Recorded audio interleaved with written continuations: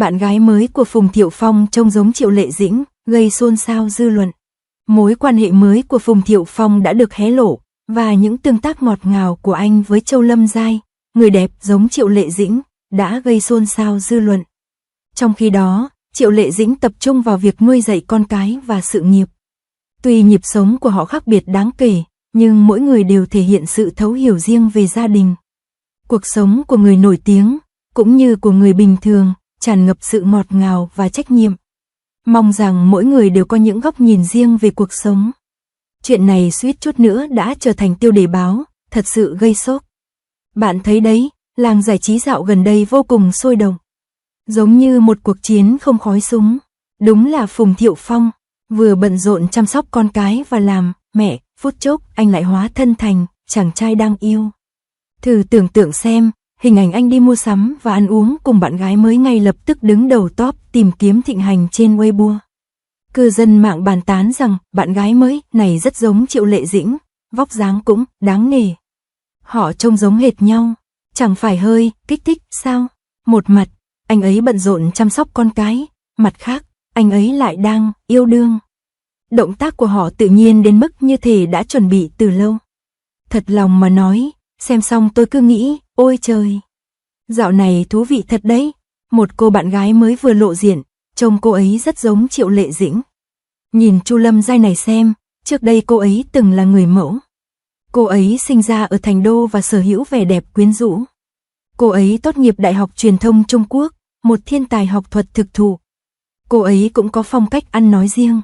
Cô ấy đã tham gia rất nhiều phim điện ảnh và truyền hình, nhưng chủ yếu là các vai phụ, chẳng hạn như Cuộc sống tốc độ, Xin chào, Ngọn lửa xanh và Gặp gỡ giữa đám đông. Cư dân mạng ban đầu bình luận, cô gái này trông giống hệt Triệu Lệ Dĩnh, từ vóc dáng đến khuôn mặt.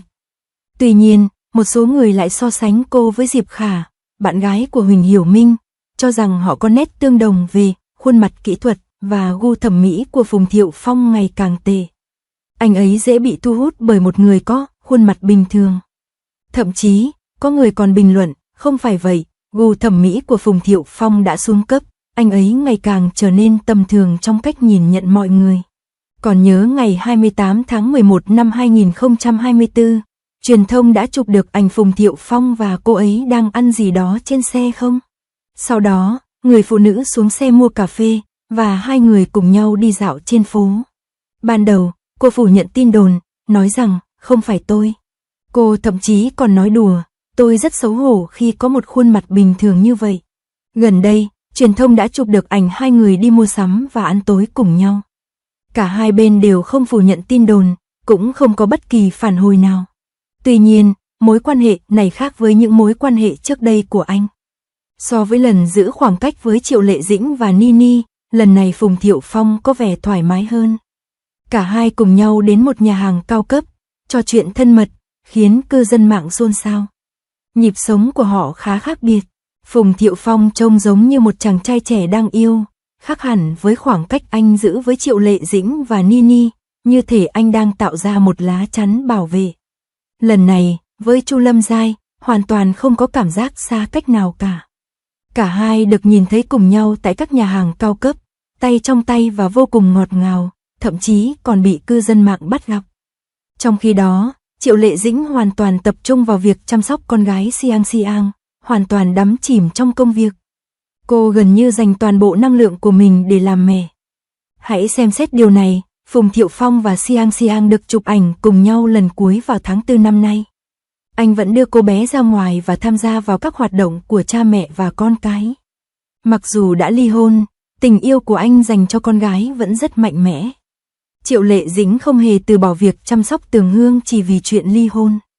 Cô vô cùng bận rộn với việc quay phim, quảng bá và chăm sóc con cái, gần như không có thời gian nghỉ ngơi. Gần đây, cô được chụp ảnh mặc một chiếc váy denim màu xanh nhạt và tất đen, làm nổi bật bắp chân thon thả của mình. Điều thú vị là Tường Hương, mặc dù ăn mặc giản dị nhưng lại bước đi giống mẹ, vô cùng ngoan ngoãn. Có vẻ như mối quan hệ mẹ con khá bền chặt. Có người nói Triệu Lệ Dĩnh thường xuyên chăm sóc vóc dáng và giữ gìn nó rất tốt. Về sự cân bằng quyền lực trong mối quan hệ của họ, nhịp sống của cả hai bên khá khác biệt. Nói về điều này, Phùng Thiệu Phong lần cuối xuất hiện trước công chúng cùng Tường Hương là vào tháng 4. Một số người hâm mộ lo lắng rằng anh ấy không dành đủ sự quan tâm cho con. Xét cho cùng, bạn gái mới của anh ấy đang trở thành một hiện tượng lan truyền. Nhưng tôi nghĩ tình yêu của Phùng Thiệu Phong dành cho Tường Hương. Đôi khi, anh ấy được chụp ảnh đưa con ra ngoài chơi và tham gia các hoạt động của cha mẹ và con cái. Mặc dù cuộc hôn nhân của anh ấy đã kết thúc, tình cảm của anh ấy dành cho con vẫn rất mạnh mẽ. Tức là, thời gian anh ấy ở nhà với Hương Hương. Thực ra, anh ấy có quyền nuôi con, vậy nên nếu anh ấy muốn ở bên Hương Hương. Có người nói, nhìn kìa, Phùng Thiệu Phong đưa bạn gái đi mua sắm, ăn uống, mua quà tặng. Phùng Thiệu Phong và bạn gái đang thể hiện tình cảm. Bạn gái mới của anh trẻ trung, xinh đẹp và sở hữu thân hình nóng bỏng. Cô kém anh 19 tuổi và có ngoại hình rất giống Diệp Kha. Phùng Thiệu Phong đang có mối quan hệ nổi tiếng với một người mới 24 tuổi. 4 năm sau khi ly hôn, chính thức, mối quan hệ của họ đã hoàn toàn thay đổi. Một người thể hiện tình cảm với bạn gái 19 tuổi, trong khi người kia đang nỗ lực thành công trong sự nghiệp. Cư dân mạng nhận thấy sự giống nhau đến kinh ngạc với Triệu Lệ Dĩnh và thậm chí cả bạn gái cũ của Huỳnh Hiểu Minh, dẫn đến những lời trêu chọc về, lời qua tiếng lại trong giới giải trí. Chuyện tình ngọt ngào của Đường Tăng và Nữ Vương quốc phụ nữ giờ đây đã trở thành phiên bản hiện thực của câu nói, ta muốn cả trời sao, nhưng em chỉ cho ta bếp lửa. Phùng Thiệu Phong lại đang là xu hướng. Lần này, không phải vì bộ phim mới của anh, mà là vì anh bị bắt gặp nắm tay nữ diễn viên mới 24 tuổi Châu Lâm Giai khi đi mua sắm trong trung tâm thương mại. Những chiếc túi LV, những lời thì thầm vào tay nhau, và cả việc xách túi giúp nhau, những hành động này gần như nói lên tất cả, chúng ta đang yêu nhau. Khoan đã, sao cô gái này trông quen quen thế nhỉ? Nhớ lại cái thông báo chính thức gây sốt mạng xã hội năm 2018 chứ? Vào đúng ngày sinh nhật của Triệu Lệ Dĩnh, ảnh chụp cô và giấy chứng nhận kết hôn của Phùng Thiệu Phong đã làm sập máy chủ Weibo. Ai mà ngờ được cặp đôi từng ngọt ngào trong Đường Tăng và Nữ Vương quốc phụ nữ lại có diện mạo khác biệt đến vậy sau 4 năm ly hôn. Một người làm việc quần quật trên phim trường, trong khi người kia lại rong ruổi khắp nơi với bạn gái kém anh 19 tuổi. Sự tương phản này thật đau lòng. Người xem tinh mắt nhận ra rằng Châu Lâm Giai có nét giống Triệu Lệ Dĩnh đến kinh ngạc ở một số góc độ, với khuôn mặt tròn trịa và đôi mắt to tròn của cô gái ngọt ngào, trông giống hệt cô. Ngạc nhiên hơn nữa, có người đã phát hiện ra những bức ảnh riêng tư của cô, cho thấy cô có nét giống với Diệp Khả, bạn gái cũ của Huỳnh Hiểu Minh. Làn sóng văn học đóng thế này quả là vô cùng sáng tạo. Liệu sở thích thẩm mỹ của Phùng có phải là một trò chơi nối điểm trong ngành giải trí? Những manh mối đã có từ lâu. Năm ngoái, cô có một cuộc gặp gỡ đêm khuya tại một quán ăn, và vào tháng 6 năm nay, cô có một cuộc trò chuyện thân mật tại một bữa tối với Lý Á Bằng. Và giờ đây, khoảnh khắc tay trong tay nổi tiếng này tại một trung tâm thương mại, nó gần như là một thông báo rầm rộ. Trong khi đó, Điều 20 của Triệu Lệ Dĩnh đã thu về hơn 2,5 tỷ nhân dân tệ, và bộ phim mới, Tây Du Ký, của cô đã trở thành hit ngay từ khi chưa lên sóng. Tin đồn về chuyện tình cảm với đạo diễn Triệu Đức Ấn đã lan truyền khắp nơi, mặc dù Triệu Lệ Dĩnh đã nhanh chóng phủ nhận. Tin đồn, càng xa càng gần, về vụ ly hôn của họ giờ đây dường như có liên quan nhiều hơn đến câu chuyện. Phùng Thiệu Phong lớn lên ở Thượng Hải, còn Triệu Lệ Dĩnh thì thăng tiến ở nông thôn. Một người khao khát cuộc sống ổn định, còn người kia phấn đấu vươn tới đỉnh cao sự nghiệp. Như cư dân mạng hay nói đùa, đây có lẽ là phiên bản đời thực của câu, anh muốn sao trời biển cả, em cho anh bếp lửa. Điều thú vị là, mỗi khi Phùng Thiệu Phong bị đồn đang có mối quan hệ mới, chắc chắn sẽ có người đào lại những cảnh hậu trường của bộ phim Tây Du Ký, Nữ Quốc năm 2017. Trong phim, Đường Tam Tạng nói, nếu có kiếp sau, nhưng ngoài đời, hai người lại có cuộc sống song song. Giờ đây, một người thức khuya làm việc trên phim trường, còn người kia đi mua sắm với bạn gái cũ, đúng là minh chứng cho câu nói, chia tay, sống hạnh phúc mãi mãi. Dĩ nhiên, câu nói này có thể hơi quá đáng, suy cho cùng, tình yêu cũng giống như uống nước, chỉ có người uống mới biết nước nóng hay lạnh. Hãy nhìn ánh mắt lấp lánh của Triệu Lệ Dĩnh khi cô vào vai nữ chính trong Gió Thổi Giữa Hè, và nụ cười của Phùng Thiệu Phong khi anh được chụp ảnh xách túi cho bạn gái. Ai bảo đây không phải là cuộc sống mà họ hằng mong ước. Tình yêu trong giới giải trí giống như sao băng, lấp lánh nhưng cũng chóng tàn. Chẳng phải Dương Mịch và Lưu Khải Uy, Huỳnh Hiểu Minh và Angelababy đều đã có những khoảnh khắc ngọt ngào hồi đó sao? Cuối cùng họ cũng chia tay nhau, phải không? Mặt khác, việc Triệu Lệ Dĩnh tập trung vào việc kiếm tiền sau ly hôn khiến tôi nhớ đến câu nói trong phim Hạnh phúc muôn nhà, phụ nữ tự lập trên đôi chân của mình quan trọng hơn tất cả.